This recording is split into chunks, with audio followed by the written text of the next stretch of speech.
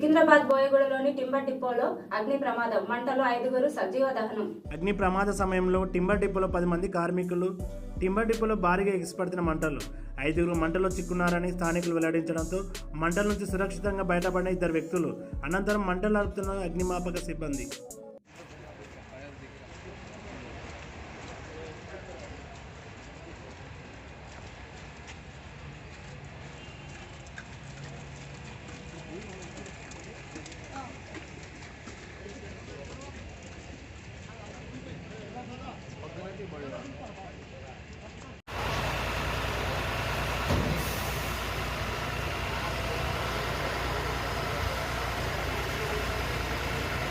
పోలవరం ఎత్తు ఎలాగో తగ్గదు, కానీ ఎన్నికకు ఎత్తు తగ్గుతూ ఉన్నది. చంద్రబాబు త్వరలోనే మరగుజ్జు అవుతాడు అంటున్న ఏపీ సీఎం జగన్ అసెంబ్లీ సమావేశంలో అన్నాడు.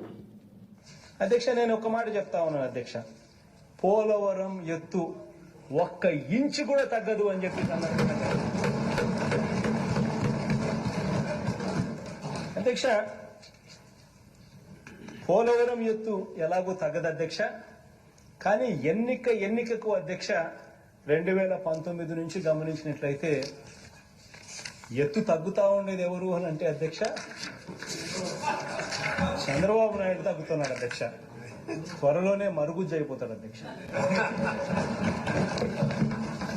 2019 ఎలక్షన్లలో ప్రజలు గట్టిగా బుద్ధి చెప్పేసరికి దేవుడి దయ, ప్రజలు చల్లని దీవెనలతో మాపై ఉండడంతో వాళ్ళు దేవుడు దయ, దేవుడు ప్రజలు ఇద్దరు బుద్ధి చెప్పడంతో ఏకంగా 23 స్థానాలకు వచ్చాడు.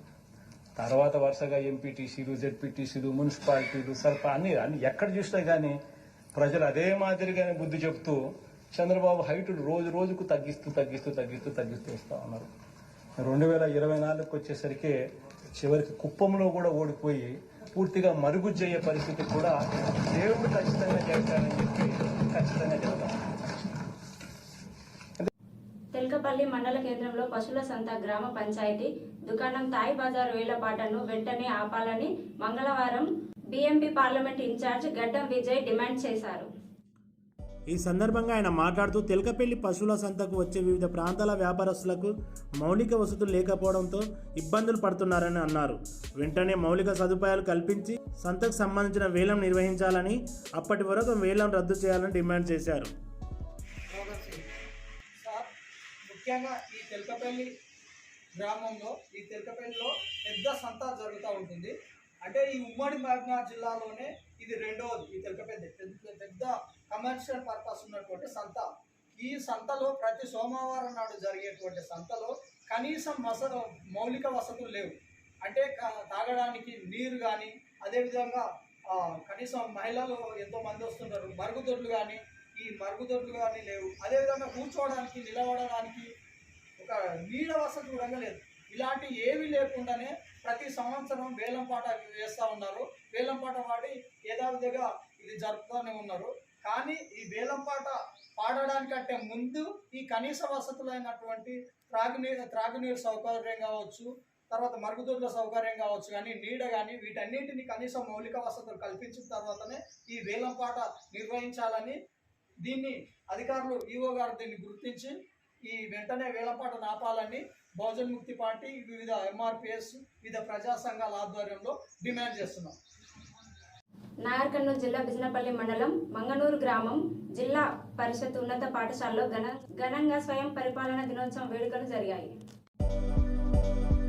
పాఠశాల ప్రధాన ఉపాధ్యాయురాలు ఐ ఆనందమ్మ మాట్లాడుతూ విద్యార్థులచే పాఠశాలలో 6వ తరగతి నుంచి 10వ తరగతి వరకు వివిధ తరగతుల్లో పాఠాలు బోధించారు.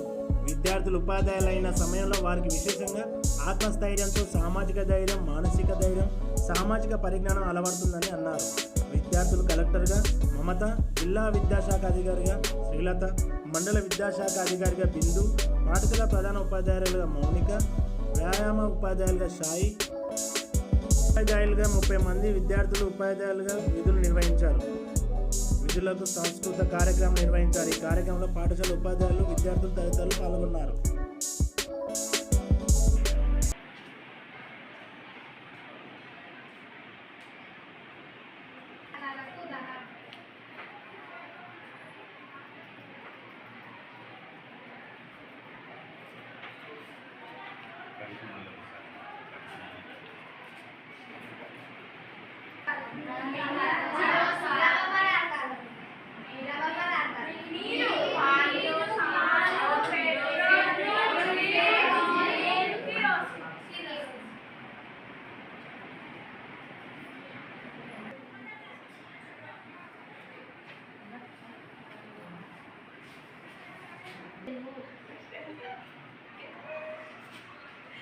నమస్కారం రాజా కుమార్ రత్నాక. ఒక రాజు ఉండేవాడు. ఆ రాజు పేరు కుమార్ రత్న. హరిత్ నగర్ కా రాజా థా. హరిత్ నగరానికి రాజు అయిన ఉసే బహుత్ చహతీ. ఆ రాజ్యంలోని ప్రజలు ఆ రాజుని చాలా కోరేవారు. उसके शासन काल में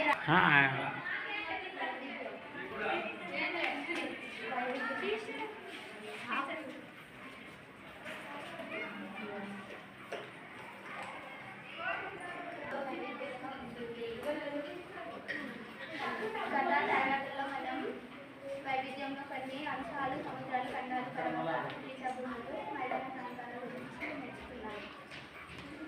మొదలైనవి చూసాం. ఈ పాఠంలో మనం మరొక రకం వైవిధ్యం గురించి తెలుసుకుందాం. వీడియో మా పిల్లలు మాట్లాడుతున్నారు.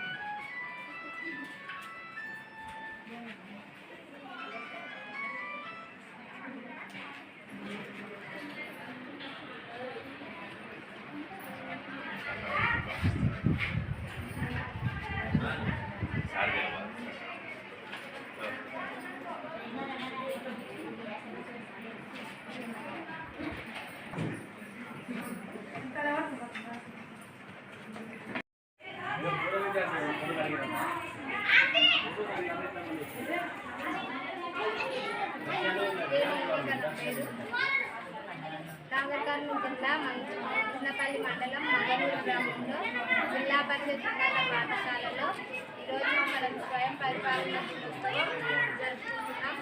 విద్యార్థులు ఉపాధ్యాయులు కావడంతో వాళ్ళలో ధైర్యం,